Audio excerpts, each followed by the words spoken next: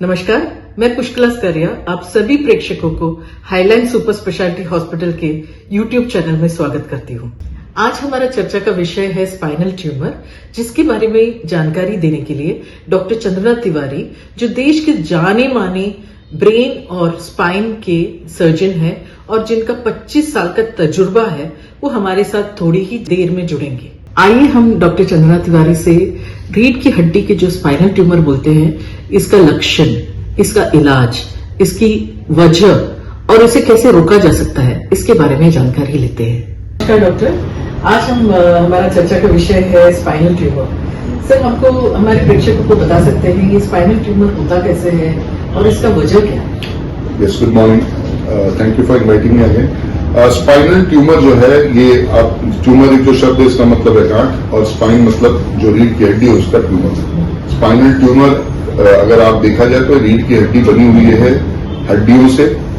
हड्डी के नीचे नर्व होती है हमारी, है ना, स्पाइन में जो स्पाइनल कॉर्ड रन कर रही है, नर्व रन कर रही है उससे, और उसकी जो कवर होती है नर्व की, यानी उसके ऊपर एक कवर होती है जिसको मेनिंजेस कहते हैं, उससे।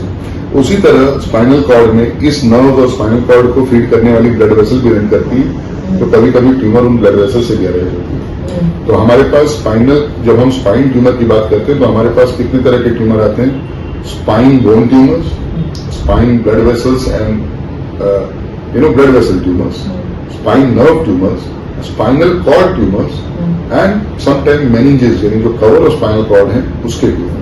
सर, इसमें सबसे ज्यादा कौन सा? तो मोस्ट कॉमन ट्यूमर जो हम लोग डील करते हैं वो या तो स्पाइनल नर्व जो होती है उनके जो कवर होती है उससे, यानी मेनिंजोमास और श्वानोमास, और स्पाइनल जो कॉर्ड है उसकी जो सब्सटेंस होती है उसमें से अरेंज होने वाले ट्यूमर, जिसको हम लोग कहते हैं स्पाइनल इंट्रामेडुलरी ट्यूमर, जिसमें दो टाइप के ट्यूमर्स होते हैं। So it was glioma and ependymoma. So spinal tumour का बेसिकली आज तक तो ऐसे कहा जाता है कि कोई विशेष कारण किसी ने नहीं बताया, लेकिन बहुत बड़ा एसोसिएशन अभी जर्मनी के एक स्टडी में मालूम पड़ा, जिसको कहते हैं जेनेटिक स्टडीज। उसमें पाया गया कि न्यूरोफाइब्रोमा एक कंडीशन है जिसमें लोगों के चेहरे पे बहुत से और बॉडी पे बहुत सारे छोटी छोटी गांठें निकल जाती हैं। वो गांठें जैसे यहाँ की स्किन पे निकलती हैं, स्किन की नर्व्स पे निकलती हैं, वैसे ही हमारे ब्रेन में और हमारे स्पाइनल कॉर्ड में जो नर्व्स हैं उसमें भी निकलती हैं, जिसको हम लोग कहते हैं न्यूरोफाइब्रोमा। और न्यूरोफाइब्रोमा के दो टाइप्स हैं, टाइप 1 टाइप 2, और उसकी जीन्स भी पता चल गई, न्यूरोफाइब्रोमीन, और वो जीन्स रिस्पॉन्सिबल है इस ट्यूमर के। और ये जीन्स यानी तो जेनेटिक है? सो अभी स्पाइनल ट्यूमर का बहुत बड़ा एसोसिएशन ये आ गया कि ये जेनेटिक ट्यूमर। और ये कितने लोगों में पाया जाता है सर?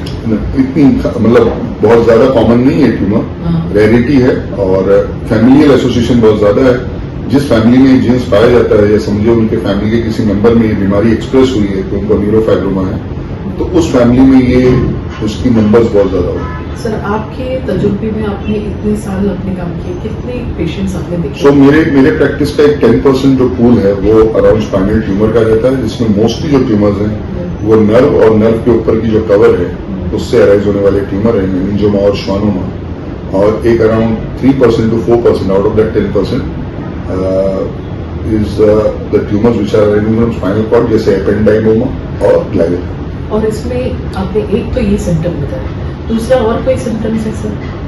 सो सबसे पहला तो सिम्टम जो स्पाइनल ट्यूमर का है वो ये है ना कि पेशेंट जैसे ही सीधा रात को लेटता है बैक पे, उसको सीवियर नाइट बैक पेन होता है। दूसरा, पेशेंट कॉन्स्टेंटली जिस नर्व में वो ट्यूमर आता है उस नर्व का फंक्शन कम हो जाता है, तो पेशेंट क्लासिकली बताता है कि मुझे इस हिस्से में सुन्न हो गया है, या मेरी इस हिस्से की हरकत कम हो गई, या मोबिलिटी कम हो गई, या कभी कभी वो ऐसा भी बताता है कि मुझे ऐसा फील हो रहा है कि मेरे बैक के अंदर कुछ जैसे किसी ने पट्टा पहना दिया और टाइट फीलिंग आती है उससे।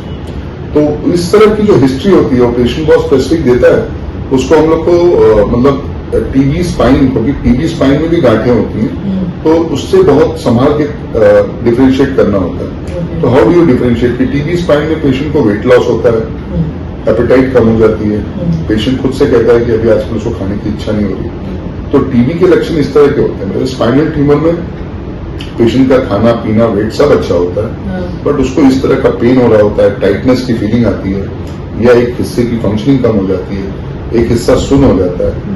अगर वो हिस्सा सुसु और लाइक यूरिन और मोशन का है तो वो भी कंट्रोल उसका मतलब डिस्टर्ब हो सकता है। ओके, और इसका ट्रीटमेंट इलाज क्या है और डायग्नोसिस क्या है? The diagnosis is as soon as clinically, as in when I see a patient clinically which I suspect that he is having some kind of spinal problems or spinal tumor, is first I ask for an MRI. MRI should be a contrast MRI. It has to be done from a good place. That's most important. Very small tumors can be missed on an MRI. Then once I do, PET scan? yeah, so when I do an MRI and when I come to know that the tumor is not a primary spine tumor, कभी कभी prostate का tumour जो है वो भी migrate होकर के spine में पहुंचता है, तो फिर हम लोग उसके लिए सिस्टमिक स्टडी करते हैं, जैसे आपने कहा कि होल बॉडी पेट सीटी करते हैं। लेकिन जब ऐसा लगता है कि नहीं ये प्राइमरी स्पाइन ट्यूमर है, तो हम होल बॉडी पेट सीटी नहीं करते, हम लोग directly we go for some other studies which are called as EMG NCV, जो हम लोग को ये बताता है कि जो नर्व है उसमें कैसे कंडक्शन हो रहा है, उसके अंदर फंक्शन कैसा है वगैरह वगैरह। और फिर हम लोग पेशेंट के लेडी को समझाते हैं कि भाई देखिए स्पाइनल ट्यूमर है और इसका इस तरीके से सर्जरी करना है और ये उसके फायदे और नुकसान है। तो सर्जरी में आप किस तरह की सर्जरी करते हाँ, हैं? सो स्पाइनल ट्यूमर अगर आप स्पाइन का मॉडल देख रहे हैं तो कुछ स्पाइनल ट्यूमर सर्वाइकल स्पाइन से निकल रहे हैं, कुछ थोरेसिक स्पाइन से और कुछ लंबर स्पाइन से। ये कमर का एरिया है और ये गर्दन का एरिया है। ये गर्दन के एरिया और थोरेसिक स्पाइन में हमारी स्पाइनल कॉर्ड होती है और स्पाइनल कॉर्ड से निकलने वाली जो यंत्रिकाएं हैं नर्व रूट, वो हमारे लंबर स्पाइन में होती है और फिर वहां से निकल के वो बॉडी को जा रही होती है।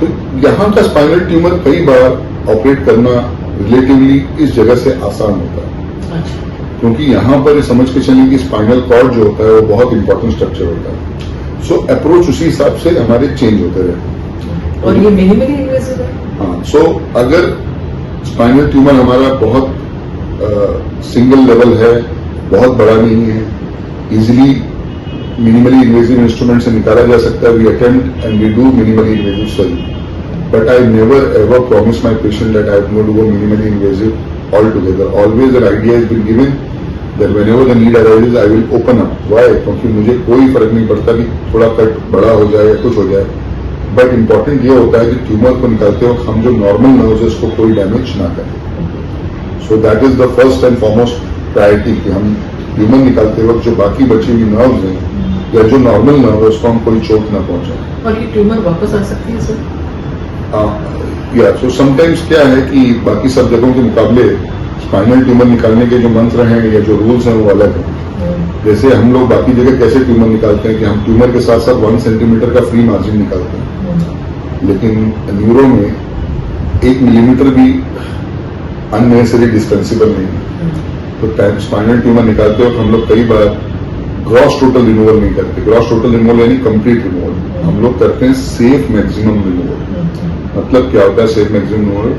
कि हम लोग ट्यूमर का सेफ हिस्सा निकालते हैं कि जिससे कि आजू बाजू की नर्व पे चोट ना लगे, और कई बार ट्यूमर का जो कैप्सूल होता है उसको हम पीछे छोड़ के भी चले जाते हैं, जिससे कि वो कैप्सूल एक बैरियर होता है जिससे हमको पता चलता है कि हम नॉर्मल ब्रेन को नहीं टच करें या नॉर्मल स्पाइनल कॉर्ड को नहीं टच करें। So this is the way we approach spinal tumours. हाँ, बट ये है कि आजकल एक बहुत अच्छा टेक्निक आ गया जिसका नाम है intra operative neuro monitoring, IONM, जिसको हम लोग यूज करते हैं, जो एक तरह का इलेक्ट्रिक करंट सिस्टम हमारे जो ब्रेन और स्पाइनल कॉर्ड में चल रहा है उसको रिकॉर्ड करता है। तो जब भी हम नॉर्मल ब्रेन के पास जाते हैं तो वो हमको सिग्नल देता है कि we are at a place which is going to cause some harm to the patient. वो एक सिग्नल देता है, एक वार्निंग देता है कि please don't venture in this area. तो हम लोग उस एरिया में जाकर के स्पाइनल ट्यूमर के पास जाकर के छोड़ देते हैं उसे। और कितना दिन लगता है इसको ट्रीटमेंट के बाद? So spinal tumour depending upon the area जो अफेक्टेड है, पेशेंट हमारे पास किस स्टेज में प्रेजेंट कर रहा है, पैरालाइज स्टेट में प्रेजेंट कर रहा है या सपोज उसको कोई डेफिसिट नहीं है, तो भी हम लोग स्पाइनल ट्यूमर में मान के चलते हैं कि recovery takes around 6 weeks of time. 6 weeks तक वो बेड पे ही रहता है? रफली अराउंड वीक और 2 उसको कई बार मतलब बेड पे रहना पड़ता है। हम लोग ग्रेजुअली एक्सरसाइज फिजियोथेरेपी स्टार्ट करते हैं। कंप्लीट पैरालिसिस का तो कभी चांस नहीं होते, मतलब ऐसा कुछ I never come across in my practice, लेकिन ग्रेजुअली वो 6 वीक्स में रिकवर हो जाता है। अगर उसने मेरे पास बहुत लेट प्रेजेंट किया जिसमें उसको वीकनेस हो गई है तो उसकी वीकनेस एक 70-80% रिकवर हो जाती है, तो 20-30% वीकनेस उसकी बॉडी पे दिखती है। और इसकी डाइट कुछ अलग होती है?